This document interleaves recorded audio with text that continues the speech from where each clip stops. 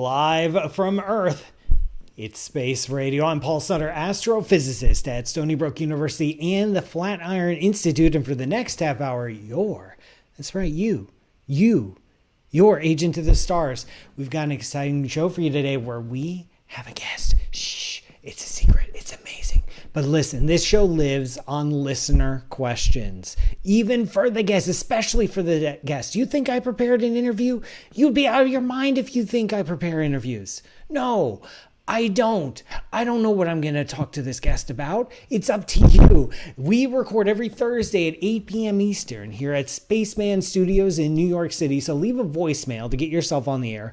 Or you can join the Space Cadets tuning in live from around the world, including but not limited to Bristol, Indiana, Cincinnati, Ohio, Netherlands, Alberta, Canada, Orange County, California, Christchurch, New Zealand, Vipava, Slovenia, Pell City, Alabama, and Dubuque, Iowa. And there is more, I promise.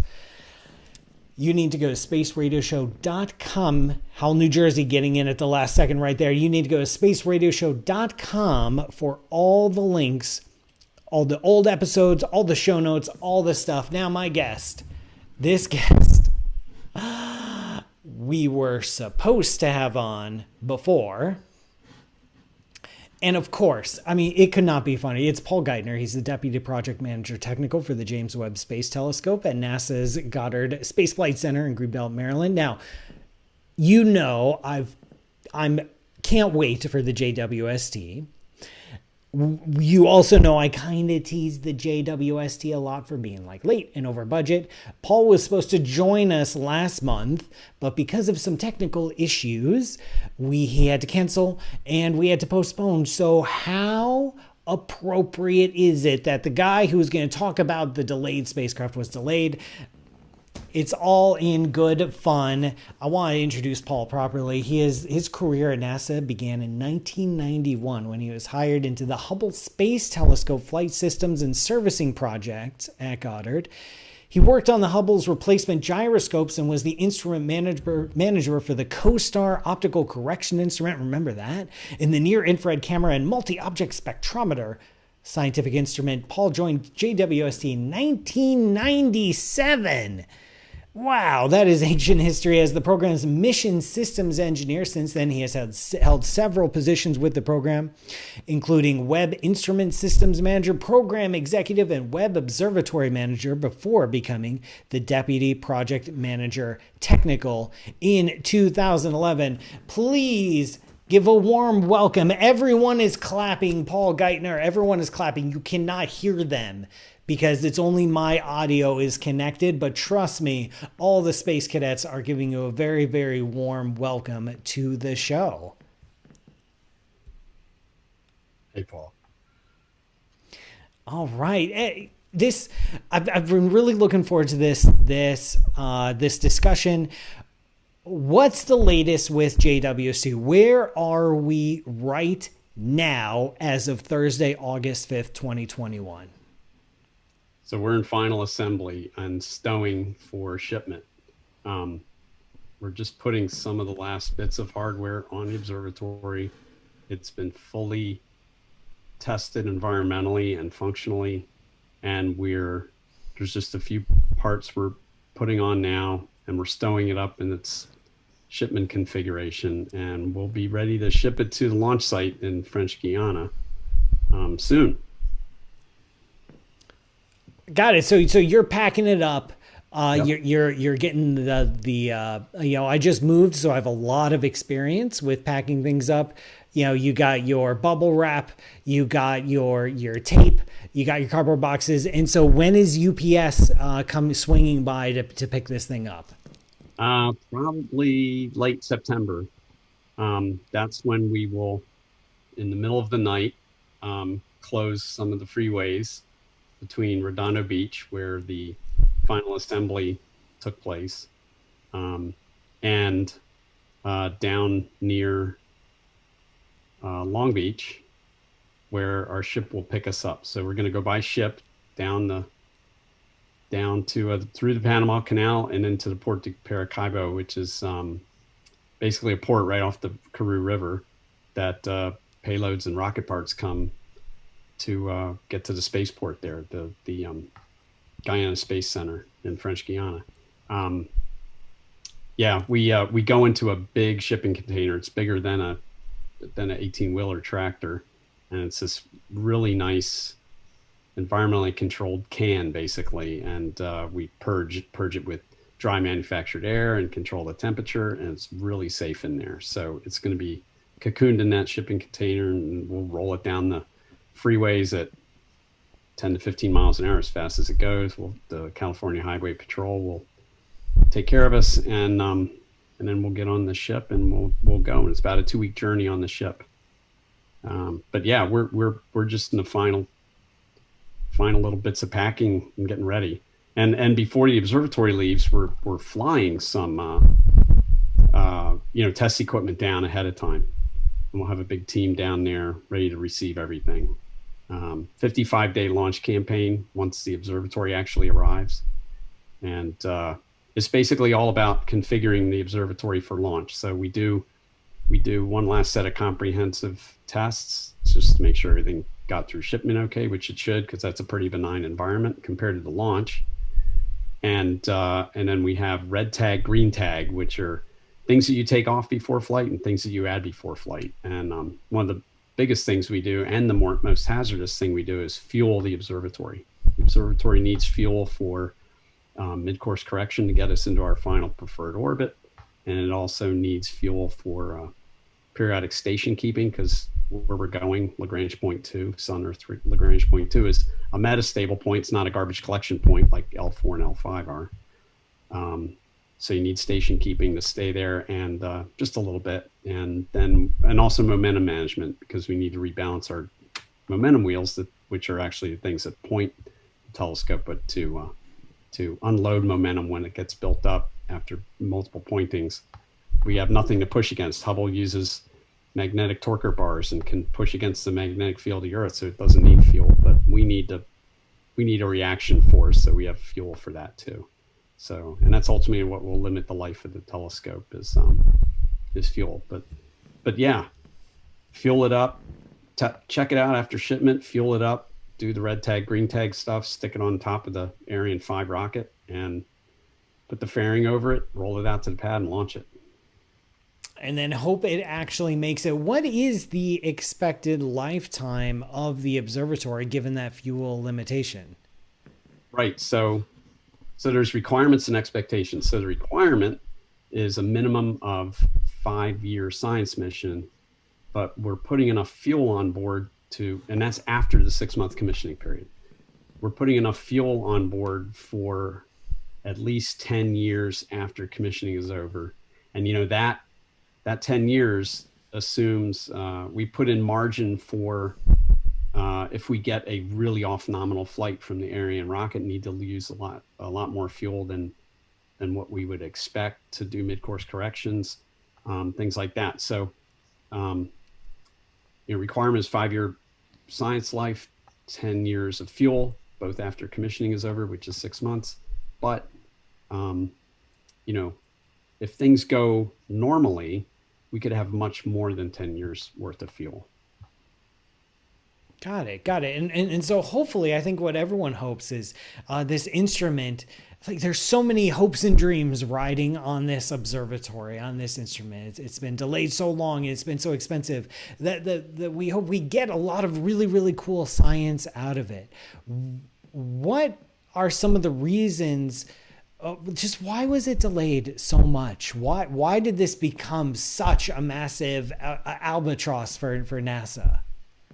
I mean, the first launch date that NASA made a commitment to Congress about was a 2014 launch date. Back when we were formulating the mission and it was all PowerPoint slides and technology development in labs, and there was no flight hardware, and we were still designing things. We were hoping to get off the ground in 2011, but that was in the late 90s. Early 2000s.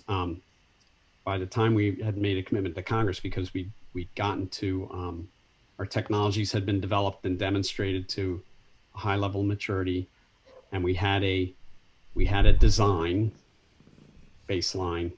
We had committed to 2014. So basically what happened was, Webb's got a lot of risk, development risk, because there's so many technologies we had to advance or even invent to make the mission feasible. And it's a hard mission. I mean, two things make it really hard. Its size, which meant it had to be built. It's too big. The science requires an aperture of at least 6.5 meters to have the sensitivity and resolution required to meet the science objectives. Things like seeing the very first luminous objects in the universe that ended the cosmic dark ages, for example. So to do that, you need at least a 6.5 meter filled aperture. Well, to do that, it has to be a foldable aperture because there aren't any commercially commonly available rocket fairings that are more than 5 meters in diameter. So and to make the mirror lightweight, if we use the Hubble lightweighted primary mirror technology, which is really lightweight glass technology, but it was still like an order of magnitude too heavy. So we had to, invent the new technologies to make a segmented beryllium aperture possible. And the deployment adds so much complexity. There's so many moving parts and so many mechanisms. So size is one thing. The other thing is cold. This is an infrared telescope. Infrared light is heat radiation. If you want an infrared telescope to be exquisitely sensitive, it needs to be super cold so that it's not looking at its own heat signature. So it's not blinded by the thermal background of its own temperature. So in order to be background limited by the zodiacal light, the infrared background of the inner solar system, dust in the inner solar system, the optics have to be colder than 60 Kelvin, which is minus 213 Celsius, which is like minus 380 degrees Fahrenheit, something like that. It's cold. It's very cold. Very cold. Nitrogen will fall out of the sky as snow at those temperatures. It's very cold. So size and cold makes it tough because, everything shrinks when it gets cold. We built this thing at room temperature. It has to be the mirrors have to be the right figure to nanometer levels of precision and accuracy. So we basically had to build it exactly wrong at room temperature. So it'll be precisely correct at cold temperature. That's hard to do. You have to test it to verify that in big vacuum chambers where you get the inside of those chambers to those temperatures. So those things are hard. They take time. If you've got any little issues along the way, and there's always issues with any spacecraft, but with this one, there's a lot because it's so complicated and it's a continuum of advancements that were required. It takes longer. So we didn't have, it's a long answer, but we didn't have adequate reserves set aside to cover such contingencies. And so that turned into time, and we took longer. And, some of the problems were really esoteric and, complicated. And some of them were just like incredibly simple and relatable. Like you might do something dumb in your own garage kind of thing. So it's a combination of things, but we're here. It's going to be an exquisite machine once it's launched. Sorry for the long answer, but people. Oh, no. We love long answers. It's taken I figure, we're a few years late, so it can take a little time to explain why. Absolutely. It's very well justified. And, but like you said, we hope to launch soon, hope to get in space, commissioned for 6 months. What are some of the science goals that you are particularly fascinated by and captivated by when it comes to the James Webb? Oh, I mean, it was conceived originally to see the end of the cosmic dark ages, right? Explore an epoch for which we have no observational data. People have seen the cosmic microwave background. We've imaged that with COBE and WMAP and Planck, right? And Hubble and other telescopes on the ground and in space have been able to see back to pretty high redshifts, but not to the end of the cosmic dark ages and the era of reionization, right? So this telescope was primarily designed to do that. So that's pretty exciting because there's all kinds of scientists have all kinds of ideas about how, the lights turned on in the universe, but we don't know. Nobody knows until you make direct observations. You're going to get surprised, right? So that to me, that's super exciting. But there's whole fields of science that didn't even exist when when Webb was first conceived, right? Exoplanets, or nobody was thinking about exoplanets or astrobiology over 20 years ago. That's a new field of science, right? Well, now we know that planets are very common, and missions like Kepler and TESS have found terrestrial planets in habitable zones around their parent stars. Webb has a capability to spectroscopically, analyze the chemistry of the atmospheres of some of these planets. That's pretty exciting if we detect the kind of chemistry that we know is associated with life on Earth, which is our only example of life anywhere, right? But if we're sniffing atmospheres of exoplanets, nearby exoplanets, and we find methane, diatomic oxygen, water, carbon dioxide, some other things that, that's pretty exciting. So, but, I think some of the greatest discoveries that Webb will make are probably answers to questions nobody has even thought of or imagined yet. I love that. Yeah. There's so much discovery potential with this machine. It's just, whenever we look at nature with a new tool, we discover amazing things. And so that's the stuff nobody's thought of yet is the stuff I'm most excited about.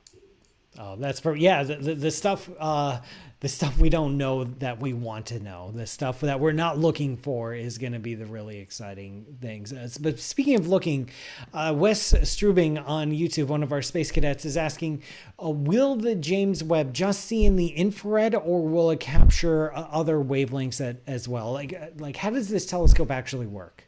Right. So there are 4 science instruments, and there's 3 of them that see in the near infrared. They use mercury cadmium telluride detectors. They're sensitive from 0.6 microns, which is red light, visible red light, to 5 microns.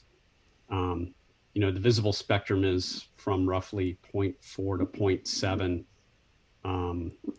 microns, and those instruments will see from 0.6 to 5. And there's one mid-infrared instrument which uses arsenic-doped silicon detectors, and it will be sensitive from 5 to 28 microns. The whole telescope's passively cooled just by being in the shade of this 5-layer umbrella that you can see in the background. We keep the telescope and the instruments in the shade of this, and just by being in the shade and always having the sun and the earth on this side, the effective sink temperature of deep space from our place in the solar system is about 7 Kelvin. So all of this will get down to temperatures in the well below 60. And in fact, the near infrared detectors will be, we've designed everything so that they'll be 37 Kelvin, which is a sweet spot compromise between sensitivity and low noise performance. So, but the mid-infrared detector technology, that stuff needs to be colder than 7 Kelvin. It needs to be about 6 to work right. We're not going to get that passively. So we actually have a refrigerator, a cryocooler that's going to cool that down to the detectors in that one instrument down to about 6.2. But yeah, so those are the instruments. That's our wavelength coverage. It's a pretty broad band of coverage. It's and the reason we want to do that with the original science objective was, if you want to see the very first ultraviolet and visible light that shined in the universe, that was emitted by whatever the first luminous objects were, that ultraviolet and visible light's been redshifted so much because it happened so long ago that it appears to us today in the infrared part of the spectrum. And so we're actually looking for the original ultraviolet and visible light with an infrared telescope today. And by having that wavelength coverage, we'll be able to see if those first stars were really, are they really the first stars? Because the first stars, there was only hydrogen and helium, right? There were no heavier elements, or metals as astronomers call them. So if we see no metallicity, and if scientists see no metallicity in in the spectra of these super early stars, or whatever the heck these first luminous objects were, giant hypernovas or whatever they are, there you go. So and then the mid-infrared instrument is going to be awesome for exoplanet stuff, because those things happen at cold temperatures that are really bright, and all these different spectral lines are really that we're looking for chemistry, are prominent in the infrared. So it's a really powerful tool. It's yeah, hopefully that answers the question. Absolutely. I love your answers. Give us a sense of the scope of this James Webb team. Like, you're the deputy project manager, technical. Who do you report to? How many people are, like, what's this org chart look like? Do I need my entire chalkboard in order to map it out? How many people are behind this instrument? Yeah, there's a lot of people. There's a couple thousand people all over the world. I think it's 16 countries. Just the project of NASA Goddard people is pretty big. It's over 100 people. I'm part of a 4-person, management team. I report to the project manager, who that's Bill Oakes, and I'm one of his 3 deputies, and then we have an INT manager, an integration test manager, and he's our launch site manager. And we have, observatory manager. We got a big org chart. We got a lot of engineers. We got a big science team. But yeah, right now, this is the age of the engineer. We're building this for a purpose, which is for scientists to use it right around the world. But the focus for all these years has been engineering. So it's an engineering heavy organization. A lot of engineers, a lot of technicians from NASA, from a lot of companies, from universities. 2 of the 4 instruments came from Europe. 1 came from Canada, and it's also the guider that locks on, acquires, and is part of the attitude control system that points the telescope very steadily on targets. The reason we're launching on an Ariane is because that's part of the European contribution to the mission. It's a huge worldwide effort, a couple thousand people at its peak. There's hundreds of people working on it right now. It's a big deal. It's a big org chart. It's a big deal indeed. How do you manage your anxiety with this whole thing? Because we only get one shot, right? It's not like the Hubble, where if something goes wrong, we can send the space shuttle up, with some repair people. Like, how do you manage your anxiety? How are you even breathing right now? Test. That's part of the reason it took so long, has taken so long. We have to build objective evidence that this thing is going to work. So we've spent a lot of time designing a test program and really wringing this thing out. It's hard to do on the ground because this thing's designed to deploy and operate in 0G in a vacuum, and we're doing this on the ground. So we have a lot of mechanical GSE that acts like a puppeteer on a marionette to offload things when we deploy them. We've deployed things multiple times. We built a lot of engineering models to validate the design, so that when we built the flight design, we're not learning too much after we've built the flight hardware and we're not wearing it out. A lot of engineering models, a lot of testing. And we've been very aggressive about managing risk. We've had a lot of independent review. So there's you can never eliminate all risk, and there's still risk here because primarily in the deployments, which happen the first 2 weeks of the mission. But I guess that's what allows me to deal with the unknown and the anxiety. Is, you know, we've done everything reasonable, and we have a lot of smart people that have been really asking all the right questions and the hard questions, and yeah, a lot of testing. Test. Lot of testing. Two questions here from Space Cadets. One, Russell is asking, where is the Lagrange point? How far away from Earth are we talking? And then Stop with Camel is asking, who has priority use of the telescope? And like, if random member of the public wants to propose an observing program with the JWST, how they go about doing that, and when do they get to do that? Oh, those are great questions. So yeah, L2 is one of 5 Lagrange points. In any 3-body gravitational problem, there's 5 solutions for where the 3 bodies kind of bounce each other out. And we're going to L2, which is 1.5 million kilometers, or 1 million miles approximately away in the anti-sun, in the midnight direction. So there's sun, Earth, and then L2. So we're about 1% farther away from the sun at L2 than Earth is. It's about 4 times farther away than the moon. So it's deep space, but it's not like deep space, like going to Mars or say Juno out at Jupiter, or you know, really deep like New Horizons or Voyager 1 and 2. But you know, we're outside the Earth's magnetosphere. We're out in the breeze, so to speak, in the solar system. About 1 million miles away, and we'll be orbiting this L2 point in an orbit that's actually bigger than the moon's orbit around the Earth. And every 6 months, we'll make one loop around this L2 point.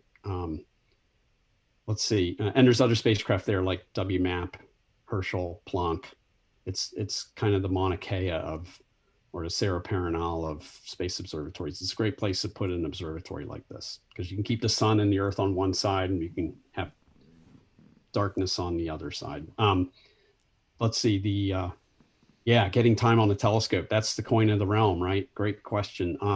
It's a double-blind, merit-based selection process. So people propose in annual cycles. So we just had cycle 1, for example, and it's called a general observer program. So some of the scientists that have been with the telescope a long time and built were principal investigators on the instruments. They're called GTOs, guaranteed time observers, and that's part of the exchange of them working on the program for so long and help build it.